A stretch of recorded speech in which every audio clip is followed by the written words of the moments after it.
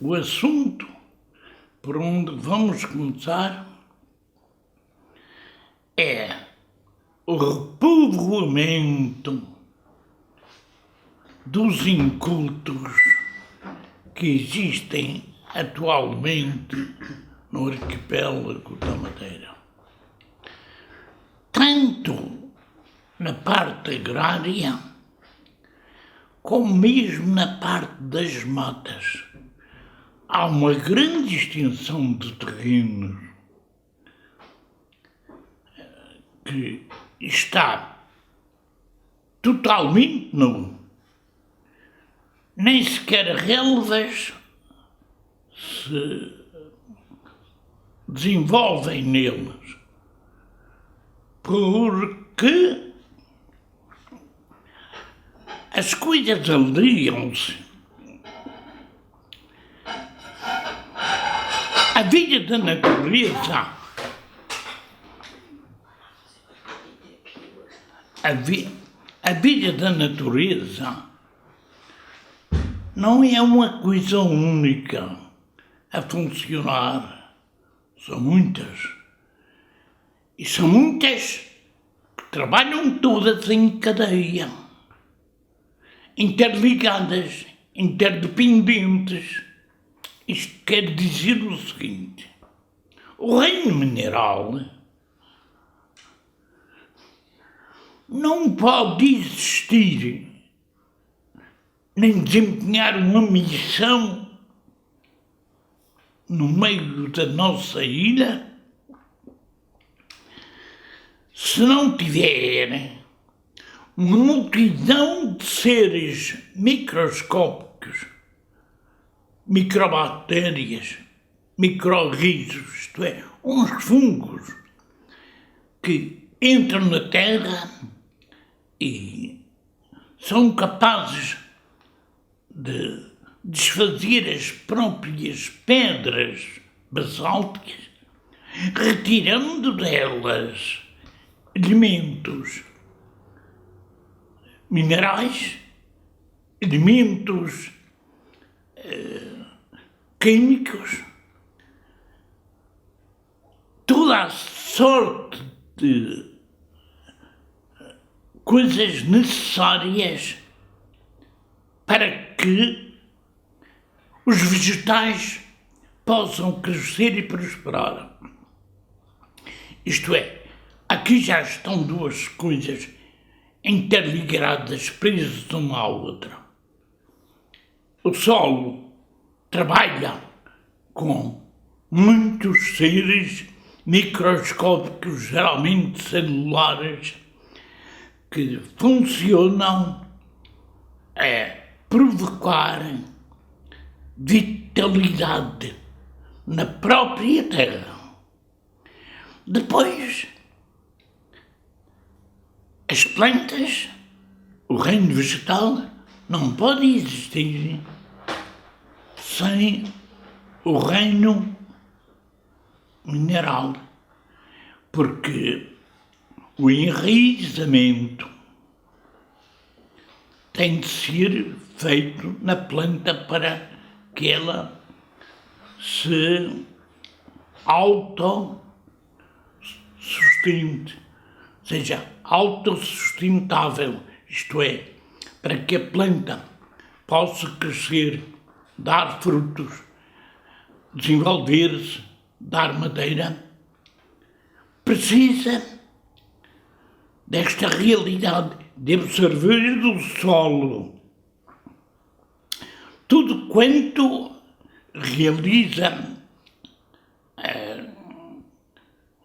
o crescimento e realiza o desenvolvimento da planta. Este facto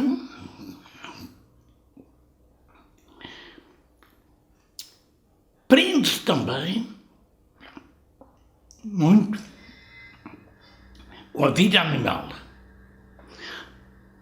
As plantas, para o seu desenvolvimento, precisam, mas imperativamente necessitam as plantas de receber dos animais uma adubação que lhe vai dar fertilidade, que vai as tornar produtivas e que vai tornar os seres dotados de aroma, de um perfume que encanta. Quando o solo é rico, é bom, o fruto que ali nasce, a gente diz que é fruto desta terra, porque esta terra é produtiva, produz sempre uma coisa que realmente é boa, que realmente atrai a cobiça humana. Ainda desta vez, a gente sabe, por outro lado, que os animais precisam das plantas para comer, precisam do terreno para andar, para passear, para recolher alimentos. E por fim está o homem, no meio desta cadeia de movimentos, está aquilo que a Escritura diz que ao homem foi dito plantar, semear, encher a terra de vida e depois dominá-la, tornar-se dono, proprietário, porque ele é que plantou, porque ele é que semeou, porque ele é que regou e é que cultivou essa terra. Sem o homem adquire uma propriedade que é maravilhosa. Saber o homem, pelo facto de utilizar forças suas, dos braços, da inteligência, etc., neste trabalho, ganha um direito que é natural, que é a própria natureza que lhe dá esse direito, não são os homens. Esta é a primeira questão que se põe a respeito de um povoamento. A Madeira está atualmente muito despovoada. Isto é, a gente pergunta porque é que a riqueza destes solos, que antigamente eram maravilhosos e agora essa riqueza está tão mudada, está tão alterada, que até o homem abandona o solo e passa-se o seguinte: um solo que não produz, um solo que não é fértil, um solo que não tem águas, um solo que está muito sujeito à erosão, aos deslizamentos, àquilo que nós aqui também chamamos,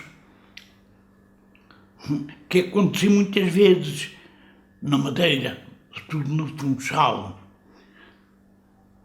de irem de grandes derrocadas que lançam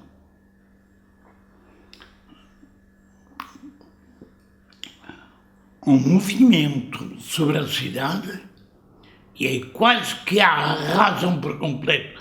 Se ultimamente não tem acontecido totalmente isto, no tempo de Oudinot, no século XV, aconteceu que a cidade ficou de tal maneira arrasada que um engenheiro francês veio para a Madeira estudar a forma de defender a cidade destes aluviões.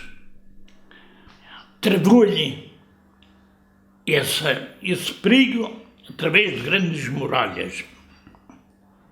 E por fim, em agosto desse mesmo ano que se deu isto, ele publicou um decreto, melhor, ele escreveu e foi publicado um decreto que é curioso, que meteu um medo aí na Ilha da Madeira, que foi uma coisa séria, porque o Zinu diz que no alto das montanhas declivosas ninguém podia mexer com aqueles solos, nem plantar, nem fazer nada que provocasse estas hecatombes, que ficava totalmente proibido. E eles deram cabo do decreto, que ele desapareceu, nunca mais ninguém viu esse decreto. Só quem viu e quem sabe é o Padre Nóbrega, que tem ali um livro no manuscrito antigo que traz essa história, esse decreto. Se ainda é capaz de provocarem gritos ainda da Madeira quando eles virem que foram descobertos por fim. Ora, temos aqui a primeira grande questão que a gente pergunta: mas porquê é que isto sucedeu? Que se deu origem a um acontecimento de tão graves consequências. A primeira questão foi que a guerra de 1900, a Segunda Grande Guerra, quando ela se deu, causou uma miséria extrema aqui na Ilha da Madeira. E muita gente comeu por uma etiqueta que o Estado lhe dava. Eu também me aconteceu isto até no seminário. E na família, o açúcar, até o milho, até o sal, até o sabão, era tudo distribuído, mas por uma ração. Não se podia adquirir o que se queria. Foi tal a miséria que no dia em que surgiu o pedido de envio para o Curaçao de madeirenses para trabalhar lá, isto foi um alavanco. Toda a gente queria era sair daqui para a rua. Mas aquilo estava controlado para não ser nem de mais nem de menos. Era aquele número e mais nada. Ora, eles foram, mas os outros, ao virem que eles mandavam dar para cá dinheiros, que alteraram, começaram logo por alterar a vida de toda a gente. E então disse o abandono da Madeira para o Brasil, para a África do Sul e para alguma nação da Europa, mas menos.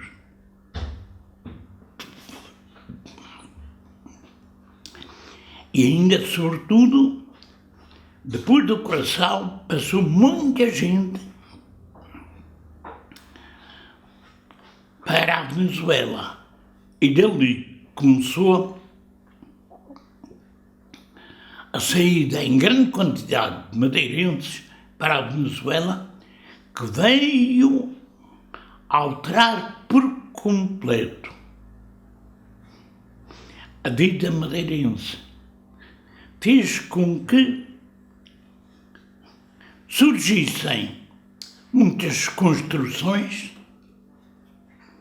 na habitação, até na construção civil, também nas estradas. Deu-se um trabalho de revestimento extraordinário na Ilha da Madeira. E, perante tudo isto, quem era novo e quem tinha força para trabalhar, saiu da Ilha da Madeira. Ficaram os idosos, ficaram as crianças,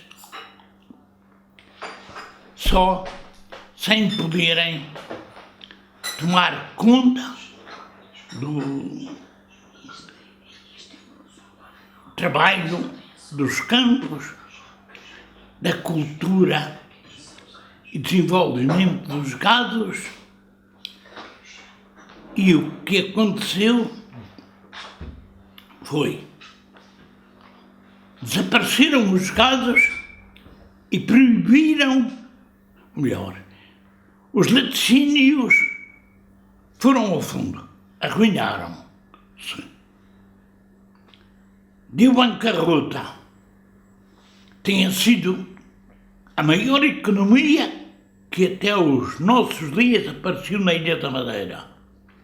Tinha sido porque era, como regra, todas as famílias tinham uma vaca leiteira. Todas as famílias recebiam no fim do mês, ou no princípio do mês, uma espécie de ordenado, mas que resolvia muita coisa assim, primária para a vida deles. Os gados na Ilha da Madeira foram para a sua população assunto de muito interesse. Primeiro, porque os adubos de outrora eram só de animais. Praticamente ninguém tinha químicos para o solo. E isso fazia um grande arranjo numa região de agricultura como era a Madeira. Acontece que depois de tanto esforço, o Estado proibiu as queimadas e a plantação de trigo e de cereal nas searas. Era aí que eles apanhavam ervagem para terras para os animais leiteiros. Eles proibiram a cultura dos cereais, logo os gados, não havia já alimento só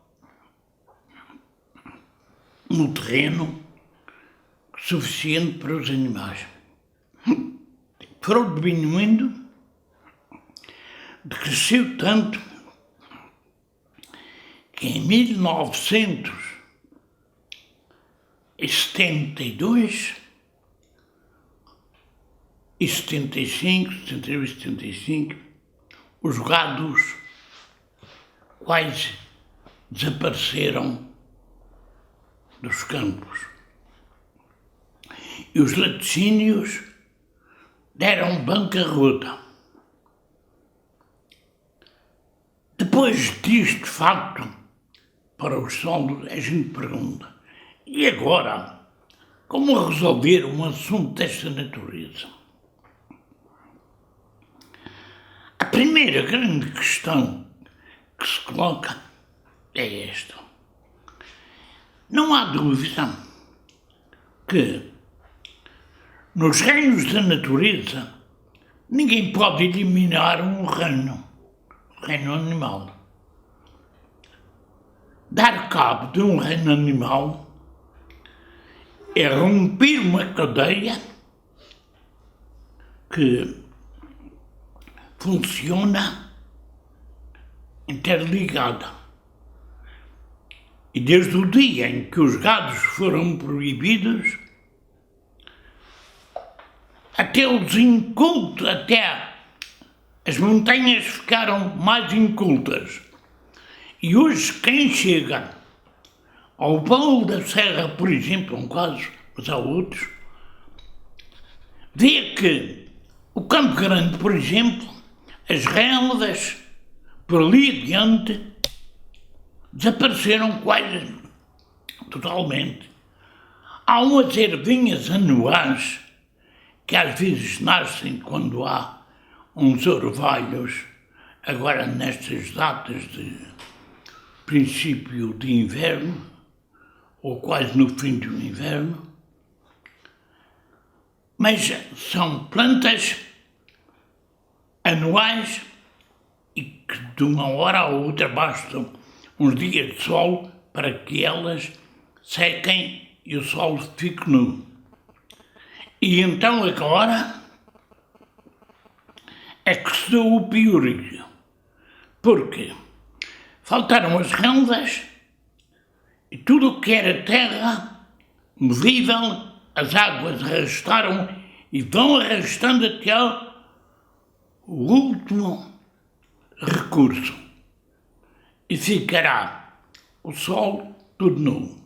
Isto também se viu até no pico do Argueiro abaixo, naquela montanha. Ainda hoje em dia existe muito pouco de relevado. É sabido cientificamente que as relvas, sobretudo,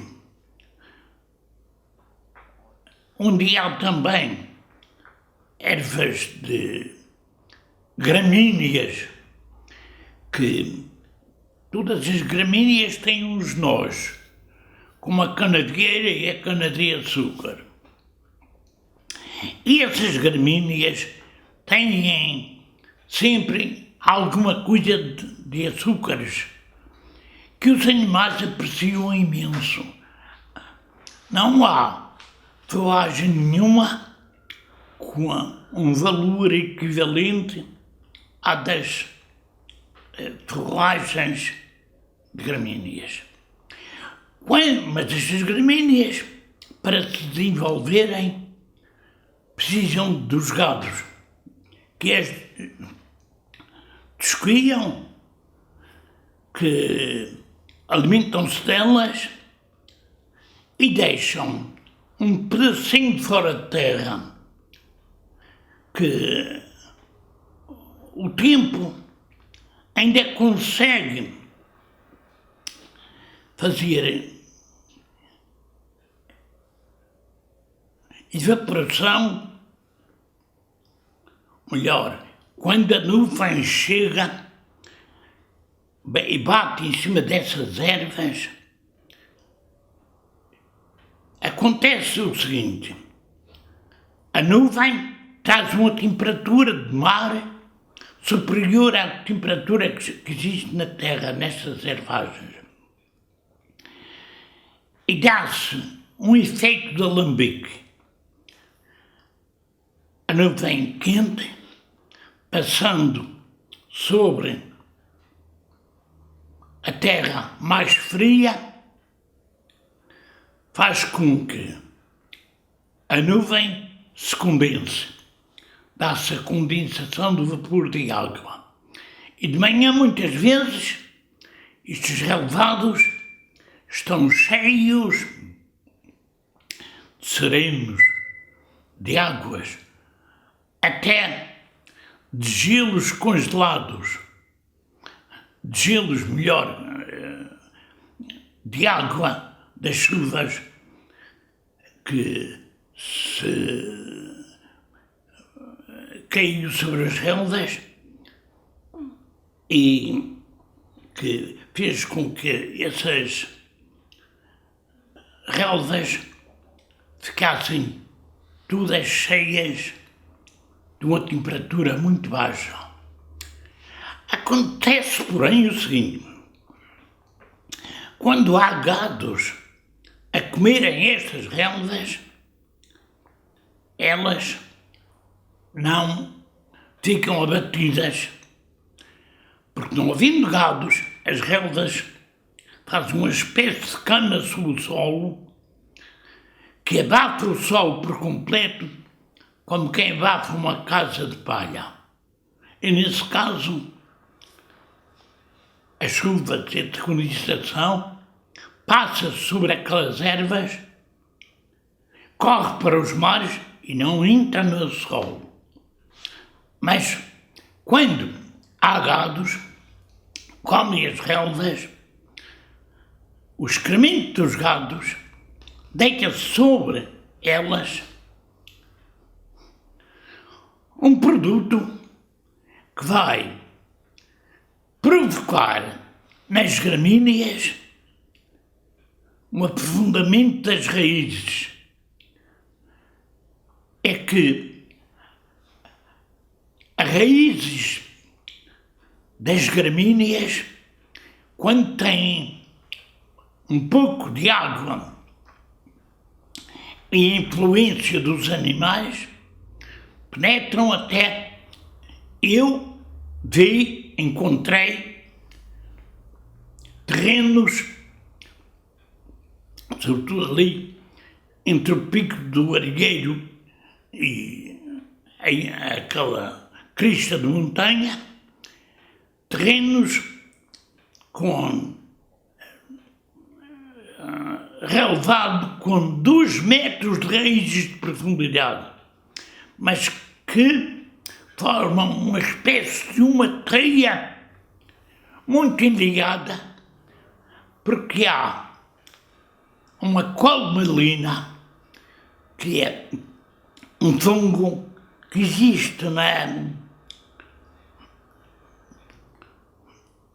no solo, e que esse fungo tem uns pelos que penetram nas raízes das relvas e fazem com que a água se infiltre sempre, e a raiz, enquanto houver essa influência dos micro-organismos, as raízes vão aprofundando. Por isso, não se perde um pingo de água. As raízes vão transportando todos os restos para os lençóis freáticos para abastecer as nascentes. Isto é uma realidade que na Madeira não quiseram acreditar nela, porque não souberam observar bem as coisas atentamente. Isto é preciso muita atenção para tratar destes pormenores que são muito, muito, muito difíceis de detectar. Assim, estamos a ver aqui uma realidade muito importante, que é esta. Para repovoar uma região, é necessário a região inculta, como a Madeira, é preciso que apareçam estes produtos que dão origem há uma certa umidade do solo e dão origem a que os terrenos não fiquem impedidos de receber as plantas, criando-lhes raízes. Mas, para fazer um trabalho destes, serão precisos muitas coisas mais. E uma delas é uma ciência auxiliar, que se chama biogeografia. Ora, o que é a biogeografia? Os terrenos não são todos iguais, não são todos a mesma coisa. Um terreno da beira-mar não é igual ao terreno de um alto de uma montanha. O terreno de uma planície não é igual, na sua vegetação, ao terreno também de uma montanha, a norte, a sul, a leste e a oeste. Mas, além destes dois casos, temos a escarpa da montanha. A montanha, por vezes, apresenta um declive com uma vegetação que, para desenvolver-se, para autossustentabilizar-se, precisa de mil cuidados, de mil atenções. Primeiro, porque não é qualquer planta que se adapte a isso. Mas há também ainda mais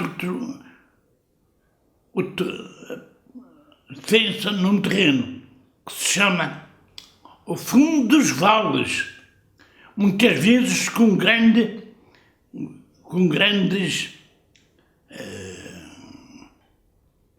vales que não são nada retos, são tudo às curvas. E ainda há uma coisa também interessantíssima, chamada depressão geográfica. O que é que isto quer dizer? O povo, é interessante o povo o que faz. O povo chama boca da encomilhada, boca das toinhas, boca dos namorados, boca do cerrado, boca do pico ruivo, porque são a passagem, por exemplo, na encomilhada de norte para sul, é espantoso. Chegamos à encomilhada, do lado da Serra d'Água, está uma vegetação. Passamos 3 metros para a frente, para o lado de São Vicente, e a vegetação não tem nada a ver com aquela que está ali. A vegetação do lado de São Vicente é uma vegetação que é curiosa, porque tem lá até orquídeas madeirenses, tem plantas que são próprias cá da Ilha da Madeira, não se encontra mais parte nenhuma do mundo. E a parte sul tem vegetação, sim, mas não é nada que se compare a esta vegetação realmente. A que mais caracteriza um solo é a vegetação pequena, curta, baixa, de baixo porte, aquela onde os ventos batem, mas vence sempre. Isto é interessante. Sabem porquê? Um dia fui fazer uma viagem ao Porto de Muniz para fazer pesquisas com o padre José Gonçalves da Costa. E ele disse-me, eu era seminarista, creio que tinha aí 17, 18 anos, por aí tanto. E ele disse-me, Nóbrega, Disse-me encontras no qual o festete, porque eu conheço mais ou menos as plantas da madeira todas, mas esta, por mais que eu mexesse, nunca a encontrei. Eu disse, isso é interessante. O Corral das Freiras tem um lugar curioso, chamado o Pliego do Festete, mas fica no Pico Grande, naquela grande falésia de muitas centenas de metros. Eu disse, mas há pastores que vão lá. Eu disse, e vou ver, porque a palavra festete é uma palavra que não é usual no dicionário madeirense, nem sequer no dicionário português. Eu disse, e vou lá ver. Cheguei ao corral, perguntei a gente lá mesmo junto à minha casa, se ainda se podia e conseguia subir ao Pliego do Festete. E os rapazes disseram-me, rapazes cabreiros de primeira qualidade, disseram-me, só temos o nosso irmão Eduardo, que ainda consegue subir lá, mas isso é difícil, é muito difícil. E eu disse, caramba, ele subiu, e eu porquê que não subo? Então, preparei-me uma aventura dos diabos. Cheguei a um lugar que era uma falência do Caraças, coisa enorme. Não tinha nem um pé de planta, nada, nem a passada, nem nada para se agarrar. Mas eu ia com aquele... Não estava a pensar sequer em perigo. Olhei, vi, observei e disse assim, bem, vou tentar é para aqui. Tentei, fui andando, cheguei ao canto de cima. Logo que cheguei ao canto de cima, deparei-me, lancei os olhos e vi o festete. Eu disse, cá está, já tenho o dia ganho.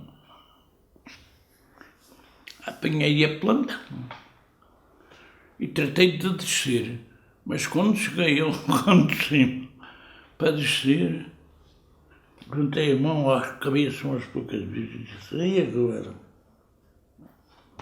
Como é que eu vou descer aqui? Se me forjo os pés e vou pela rocha abaixo, nunca mais me apanham nem sequer os ossos. Eu disse, mas agora lá aqui não fica. Tenho de sair daqui.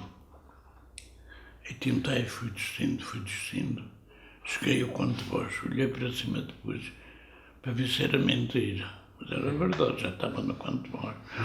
Aí disse, mas aqui eu nunca mais vou subir. Mas ainda subi mais tarde uma vez. Não há dúvida que há certa vegetação na Ilha da Madeira que tem lugares tão restritos, quem não estiver habituado a certas pesquisas não chega lá. Eu mais tarde vi encontrar o festete noutros lugares, mas muito pouca gente chegou a encontrá-lo e saber aquilo realmente onde se encontra.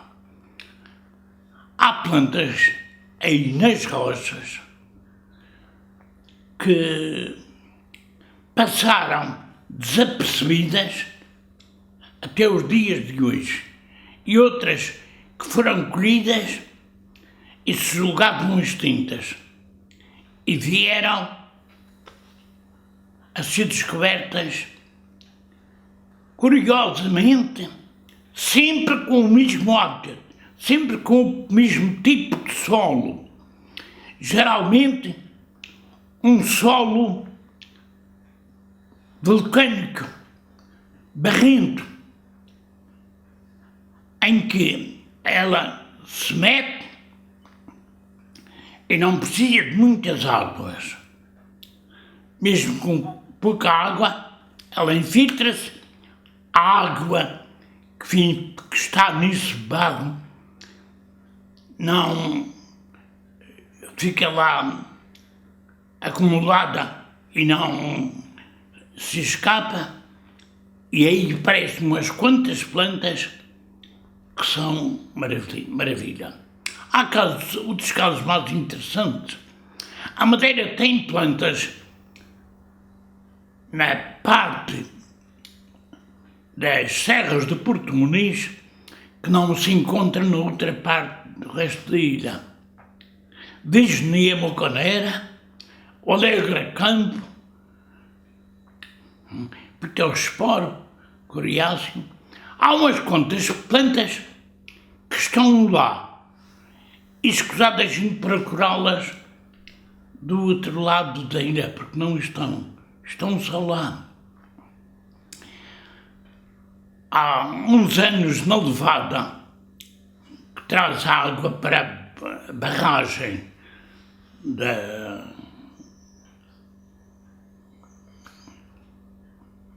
Ribeira da Janela, encontrei estrangeiros que vinham lá, tinham ido dar uma volta lá por aquilo dentro e perguntaram-me.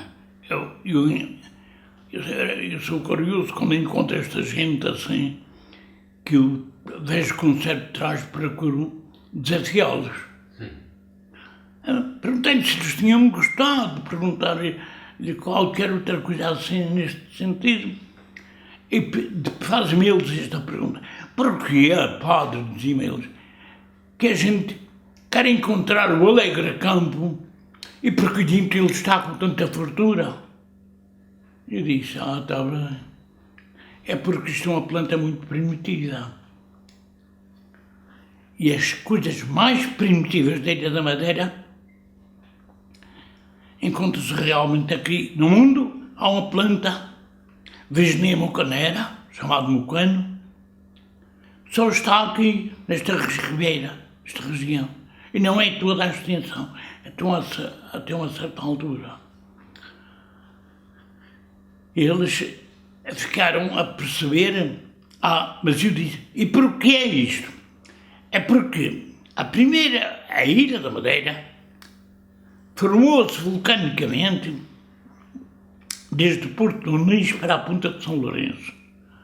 A última parte foi a Ponta de São Lourenço, a que tem a vegetação mais moderna, mais recente. Agora, a gente olha para esta realidade e nota o seguinte: há um extrato de vegetação que é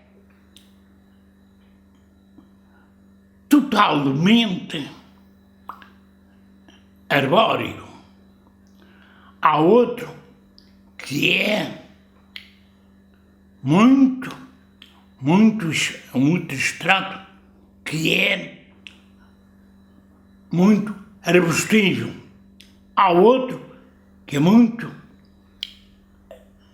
herbáceo.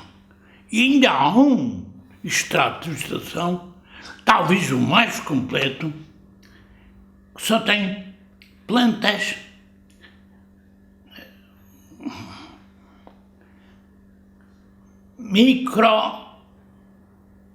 ou criptogramia, isto é, musgos, hepáticas, líquenes, algas, ainda os fetos. Só este ramo não há ninguém que consiga abranger todo este conjunto de plantas, porque cada sector, musgos é um compêndio, mete medo a quem se mete com ele, quem pega nele. hepáticas, outra vez uma coisa difícil, porque é tudo à base da microscopia.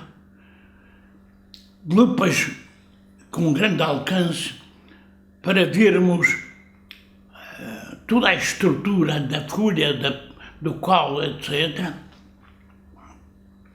E é por aqui que se baseia, melhor, que se classificam essas plantas.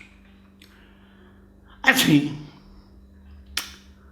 a gente pergunta, e afinal,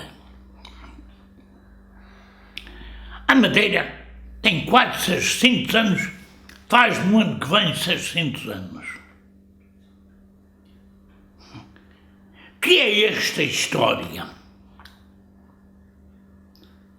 de 600 anos na Ilha da Madeira? Uma resposta aqui do caraças. A história da Madeira, cada um de nós recebeu uma parte de herança dela. Há realidades passadas há muitos séculos, cá na Ilha da Madeira, que ainda se revivem hoje. Por que é que isto acontece? Um autor clássico dizia que a consciência coletiva de um povo não morre, tem permanência. E uma permanência de tal ordem que a consciência torna-se uma coisa imortal, isto é de natureza espiritual primeiro, a consciência humana. E devido a essa razão, a ser uma coisa de natureza espiritual, não pode apagar-se. Transmite-se de geração em geração. E o que é esta consciência coletiva? É um conjunto de realidades que os homens detectaram, reconheceram, viram, viveram e viveram, gravando-se profundamente na consciência, na sua própria consciência, e que deram origem ao que nós chamamos a cultura de um povo. São aquelas linhas de força dos movimentos de uma população que dão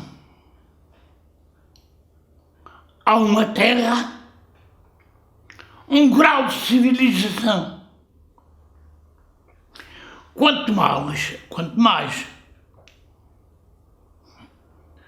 estas linhas se robustecem, mais a civilização progride, se desenvolve, mais exigente se torna a vida dos homens que querem cada vez uma coisa melhorada.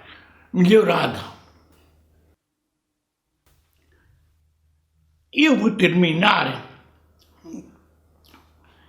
estes dados recordando aquilo que os historiadores chamam produto da história. Dizem eles, o homem é um produto da história da sua terra. Aquilo que viveram, todos nós copiamos no mais profundo da consciência humana, de onde nunca mais se pode apagar. É o que acontece com a linguagem humana. A nossa linguagem é uma coisa tão forte,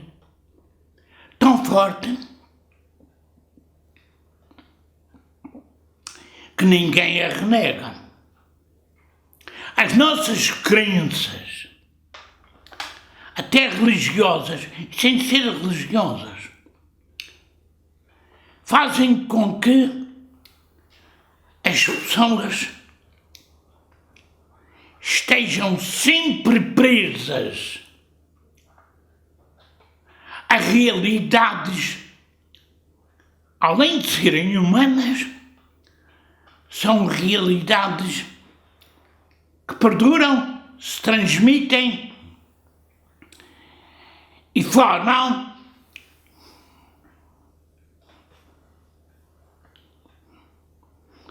a cultura de um povo e a sua história. A nossa história está assim também conosco e levamos-la para toda a parte, deixando como herança aquilo que mais nos impressionou. Por hoje ficamos aqui.